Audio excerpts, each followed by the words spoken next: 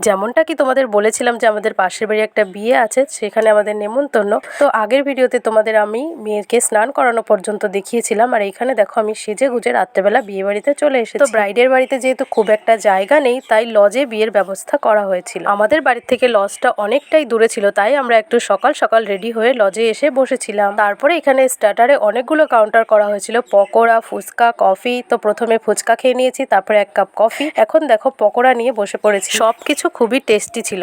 আর হ্যাঁ, এখানে যে কারণে এসেছি সেই ব্রাইডকেই তো তোমাদের দেখানো হলো না। দেখো কি সুন্দর লাল টুকটুকে বউ সেজে বসে রয়েছে। কিছু কিছু মানুষের কি সমস্যা বুঝি না, যেই ক্যামেরাটা অন করব সেই ক্যামেরার সামনে এসে তাদের দাঁড়াতে হবে, যাতে আমি যেটা ক্যাপচার করতে চাচ্ছি সেটাই আমার ক্যামেরায় না উঠে সিনই উঠে যায় সেই ক্যামেরায়। তো আমাকে এই লুকটায় আজকে কেমন লাগছে সেটা তোমরা কমেন্ট করে অবশ্যই জানিও। আর ওইদিকে দেখো সাজনাতলা হয়ে গেছে, কত লোক এসে গেছে।